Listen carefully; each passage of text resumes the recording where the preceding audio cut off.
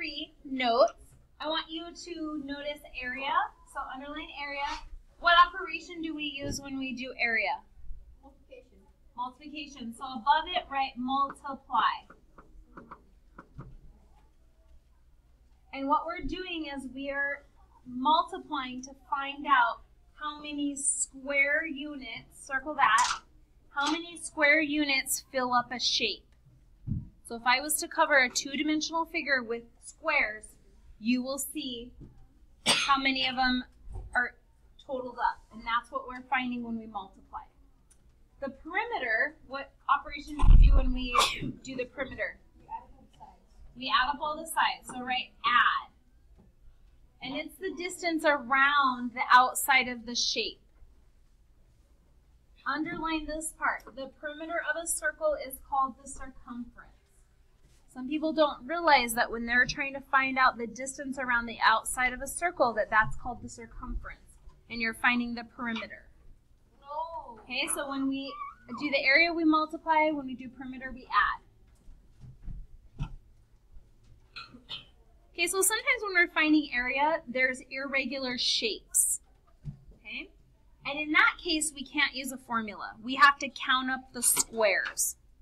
So you'll notice on this example 1, they have this irregular shape, and we have to find the area of it. Okay?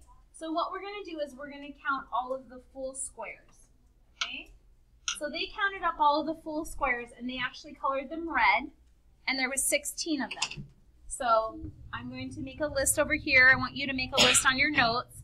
We're going to add them all up so we can find the area at the end. Okay?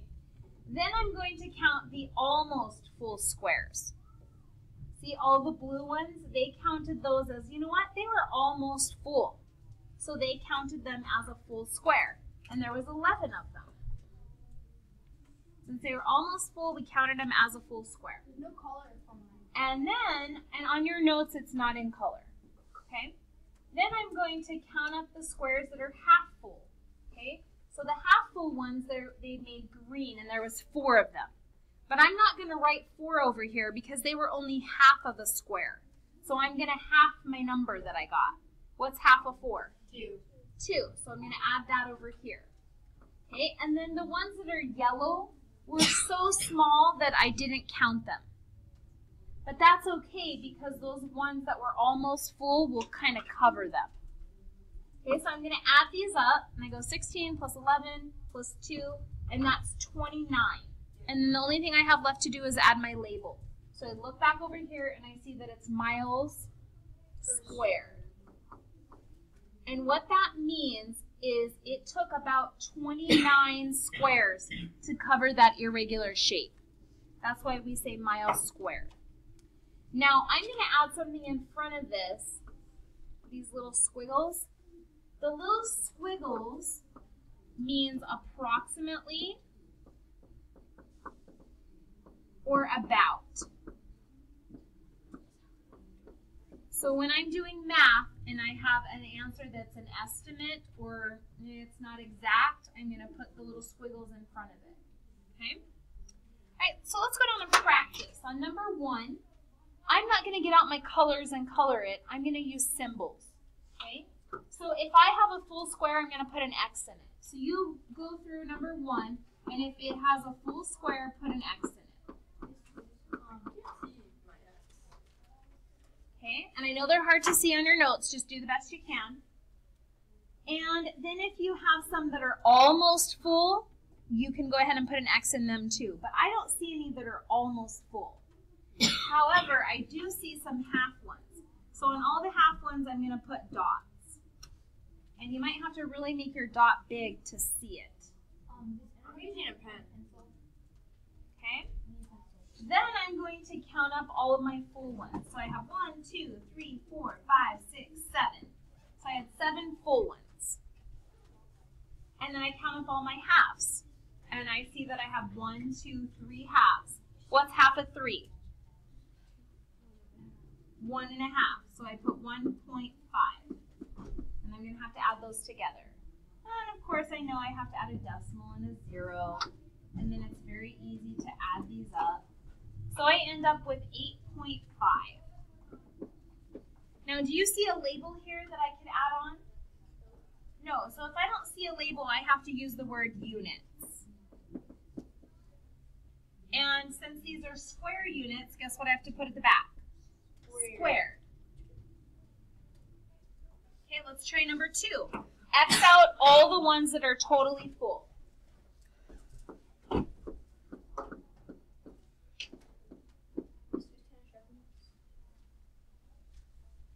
Okay, and the ones that are almost full, X those out too. So basically, if you're trying to decide if it's almost full, then you're going to say, well, is it quite a bit more than half? And if it's quite a bit more than half, X it.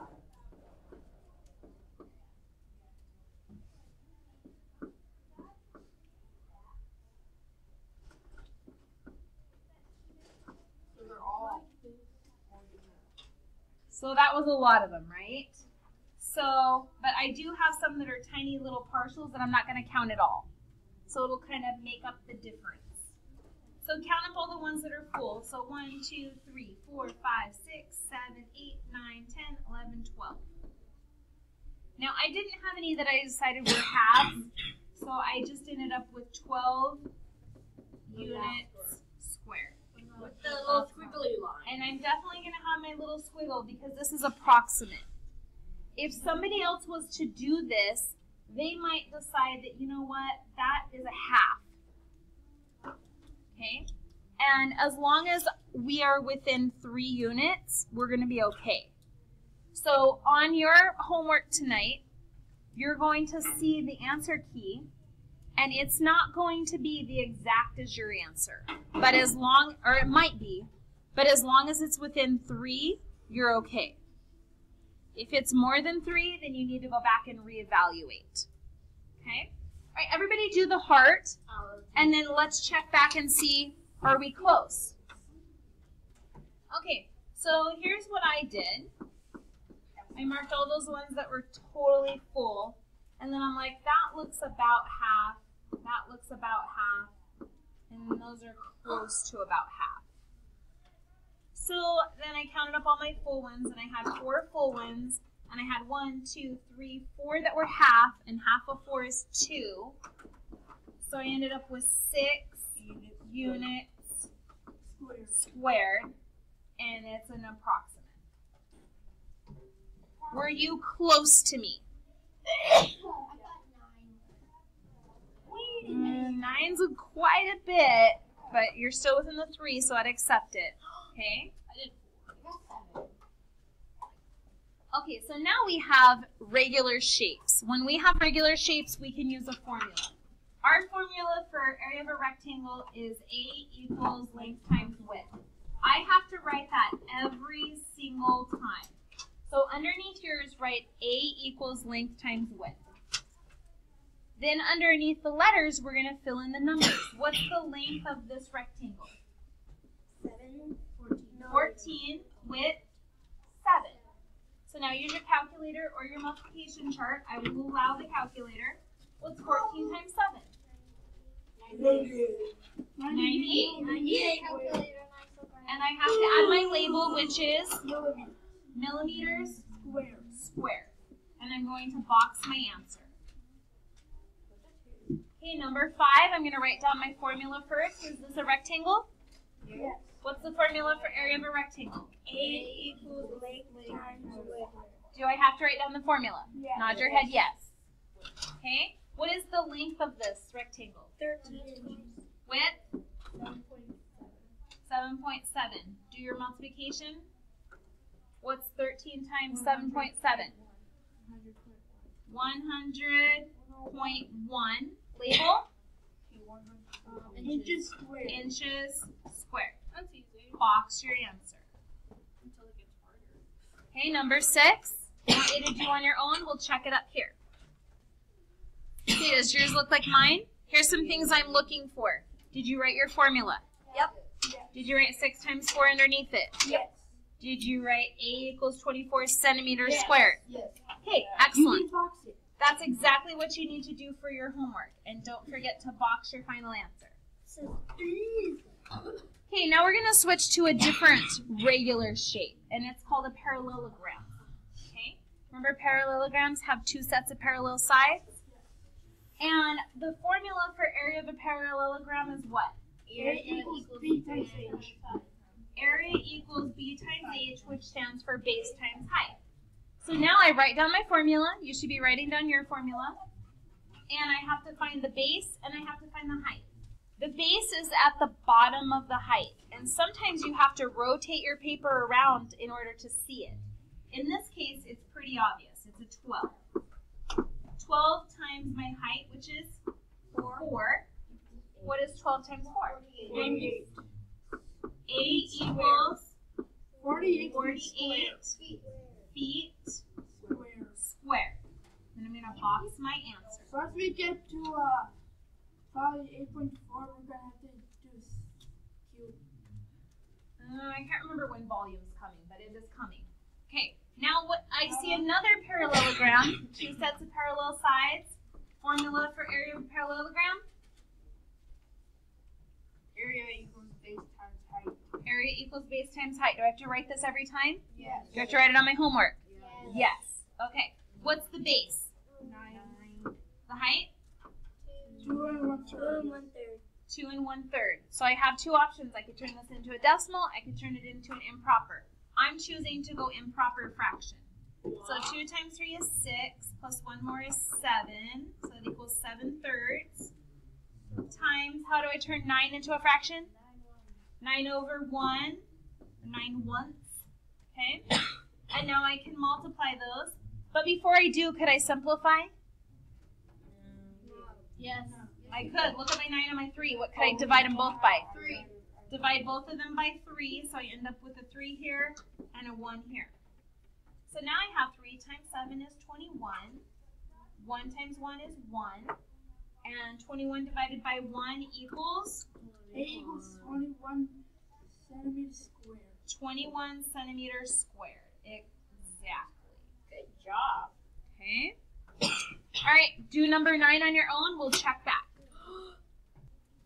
Okay, so did you write down your formula? Area equals base times height? Yes. Did you write down 4 times 2.5? Yes. And what was the answer to that? 10 inches squared. Excellent. Oh. Okay, Jessica is going to tile a kitchen that measures 13 feet by 17 feet. Some floor space is taken up by an island that measures 3 feet by 6 feet. How much area remains to be tiled in the kitchen? Okay, so notice that this is the shape of the kitchen. It's a rectangle, so go ahead and draw your rectangle. And remember, they said the kitchen was 13 feet by 17 feet. And then somewhere in that kitchen there's an island. So the island is looking like this. And they said the island was 3 feet by 6 feet. And what they want to do is they want to take tiles and they want to fill in the entire kitchen everywhere except for that island. So what we're going to do is we're going to find the area of the kitchen. We're going to find the area of the island. Then we're going to subtract the island from the kitchen, and that'll tell us how much floor space needs tile. Okay? Yeah. How come the bigger number is on the shorter side? Because it doesn't really matter, because when I multiply them, I can do it in any order. Okay? So when I find the area of these, what shape are these? Rectangles. So what is the formula for area of a rectangle? Area times length times width. Length times width. So write down your formula. And then what is my length and what is my width? 13 times 17 times 13. If you have them flip-flopped, you're okay. And when I multiply those together, I get 220. 21. And my label? Feet squared. Then look at the shape of my island. Is it a rectangle? Yeah, so I'm going to use my same formula. Area equals length times width. And I have 6 times 3. And what does that equal? 18. Label? Feet squared. Feet squared.